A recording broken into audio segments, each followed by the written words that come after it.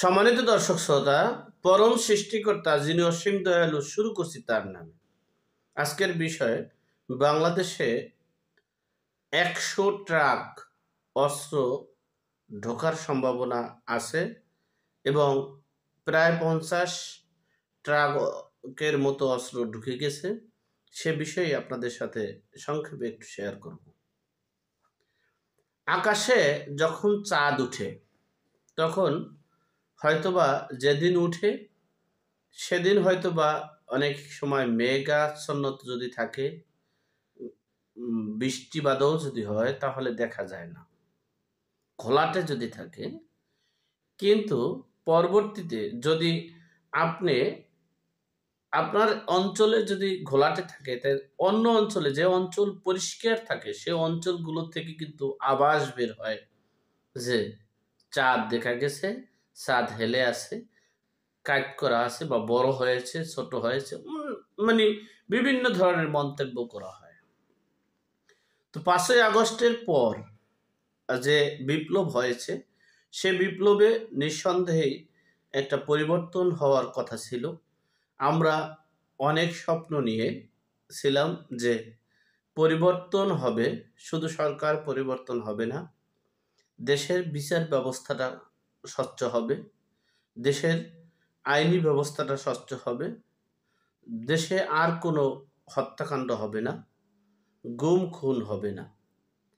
কিন্তু দুঃখের বিষয়, 5ই আগস্টের পর বাংলাদেশের স্বাধীনতা হওয়া, মানে 1971 সালের পর থেকে নির্বিচারে যে হত্যা হয়েছে, তার চেয়ে বেশি হত্যা হয়েছে এই 5 মাসে, যার বিচার হয়নি।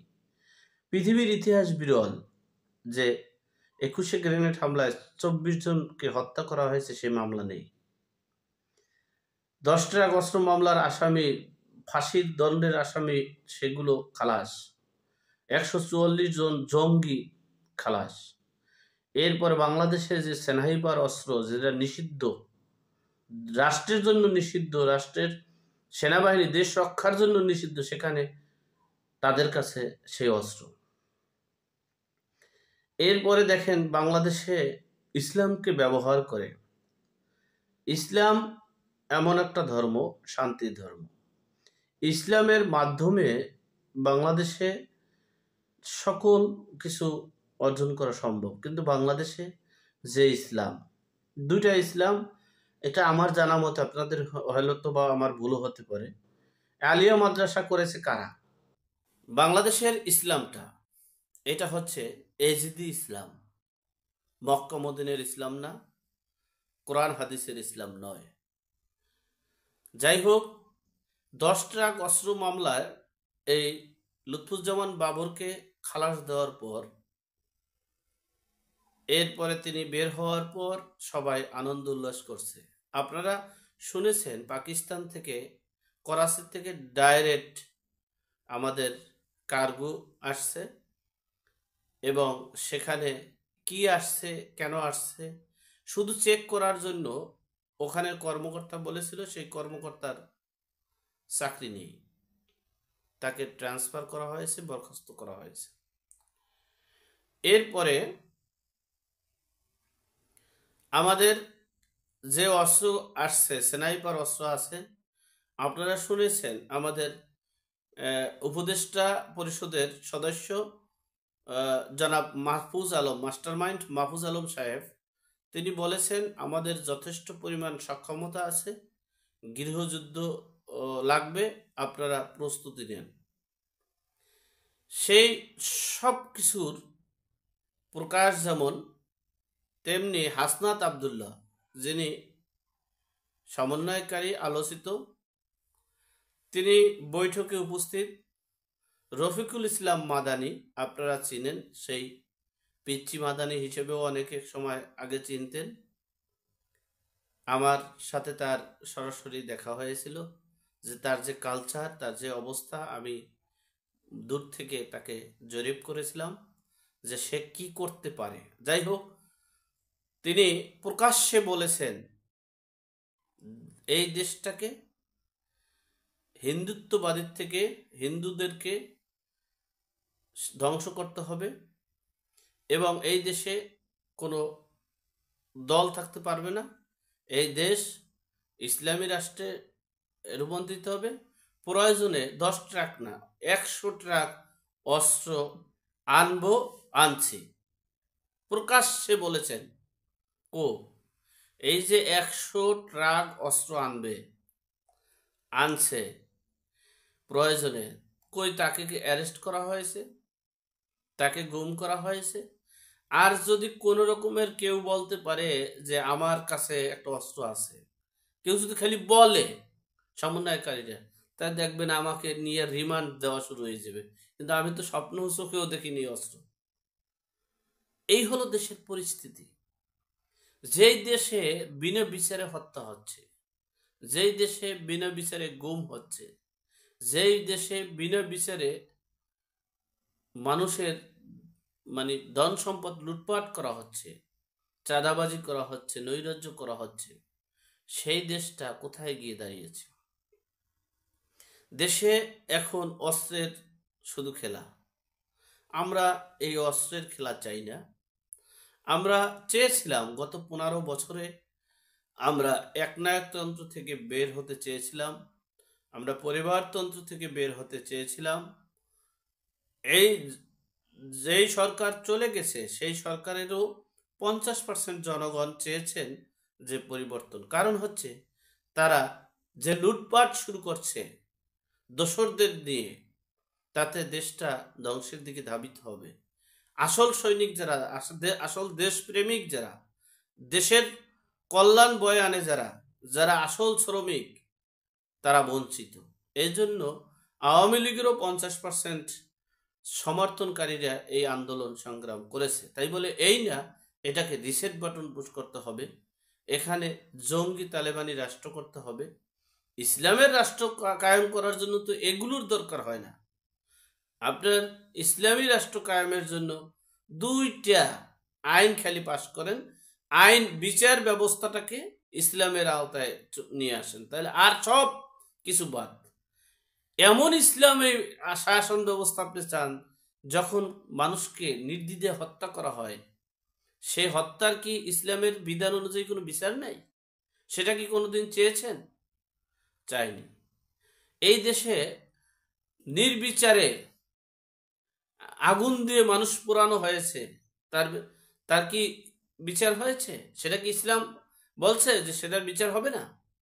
চুরি ডুকাতি লুটপাট নৈরাজ্য হচ্ছে, তার কি বিচার হচ্ছে? গত 15 বছরে যা হয়েছে তার চেয়ে 1000 গুণ সর্বদিক থেকে বেশি হয়েছে। আমরা তো এজন্য আন্দোলন সংগ্রাম করিনি। বিপ্লবী সন্তানরা যে এজন্য আন্দোলন সংগ্রাম করে, এই দেশের আপামর জনগণ তো এজন্য আন্দোলন সংগ্রাম করেনি। তারা করেছে দ্রব্যমূল্য নিয়ন্ত্রণ থাকবে, দেশের বিচার ব্যবস্থাটাকে মানে সুষ্ঠু তদন্ত করে সঠিক বিচার ব্যবস্থা থাকবে, যেখানে অন্যায়ের বিচার হবে, ন্যায়ের পক্ষে থাকবে দেশ, রাষ্ট্র, সমাজ। আর সেখানে অন্যায়কে আশ্রয় দিয়ে সকল প্রকার অপকর্ম করতে পারে আইনের মাধ্যমে। এই হলো বাংলাদেশ, যেই দেশে প্রকাশ্যে বলা হয় প্রয়োজনে 100 ট্রাক অস্ত্র এনে এই দেশে সকল রাজনৈতিক দলকে ধ্বংস করে তাদের যে মানে উগ্রবাদিত্ব ও রাজত্ব কায়েম করবে, সেজন্য যা কিছু দরকার তা করবে। 100 ট্রাক অস্ত্র আনবে, প্রকাশ্যে মাইকে মাহফিলে বলেছেন, এবং সেই বলার সাহস শক্তি দিয়েছেন হাসনাত আব্দুল্লাহ। যাই হোক, আমরা এই অস্ত্র চাই না, আমরা যুদ্ধ চাই না, আমরা বিগ্রহ চাই না। আমরা খেটে খাওয়া মানুষ, আমরা এদেশের আপামর জনগণ, আমরা চাই শান্তি, আমরা চাই দ্রব্যমূল্যের ঊর্ধ্বগতি নিয়ন্ত্রণ করুক আর ন্যায় বিচার প্রতিষ্ঠা করুক। যে সরকার ক্ষমতায় থাকুক আমাদের কোনো আপত্তি নেই।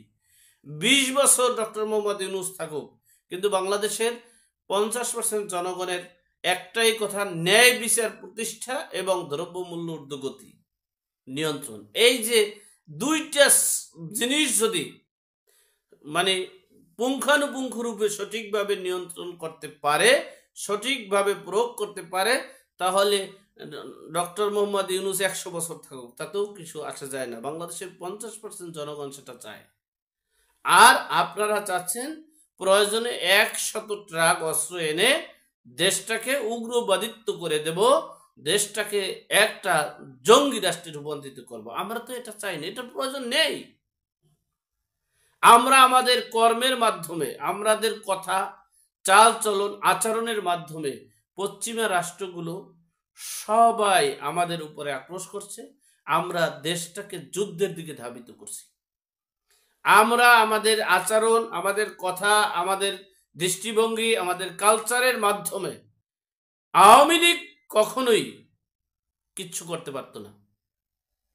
আওয়ামী লীগ আগামী 20 বছরেও ক্ষমতায় আসতে পারত না যদি আমরা অপকর্ম না করতাম, যদি আমরা উগ্রবাদিত্ব না করতাম, যদি আমরা 100 ট্রাকের অস্ত্র আনবো না বলতাম, যদি আমরা ভারতের প্রদেশটাকে আমাদের বাংলাদেশের মানচিত্র না করতাম, যদি আমরা স্নাইপার অস্ত্রের বিচার করতাম, তাহলে এই আওয়ামী লীগ আগামী 20 বছরও ক্ষমতায় আসতে পারত না। আমাদের অপকর্মের জন্য আওয়ামী লীগ ক্ষমতায় আসতেছে এবং আওয়ামী লীগই এই দেশ আবার শাসন করবে। আমরা সেই পূর্বের যেটা আমরা চাই নাই, পরিবর্তন চেয়েছি, সেই পরিবর্তন আমাদের আর হয়নি। আর সেই পরিবর্তন যদি 20 বছর থাকতো, তাহলে প্রকৃত যারা প্রকৃত দেশপ্রেমিক, দেশের কল্যাণ চায়, জনগণের কল্যাণ চায়, মুক্তিযোদ্ধার চেতনাকে ধারণ করে, তাদের মূল্যায়ন হতো, তাদের কদর হতো, তাদেরকে ভালোবাসতো সকল দলগুলো। কিন্তু সেই সুযোগটা আর হলো না। এই আমাদের অপকর্মের মাধ্যমে পশ্চিমা রাষ্ট্রগুলোর হস্তক্ষেপে আবার আওয়ামী লীগ পুনর্গঠিত হলো। যাই হোক, আল্লাহ আমাদের সকলকে সঠিক জ্ঞান দান করার তৌফিক দান করুক। আমিন। আসসালামু আলাইকুম।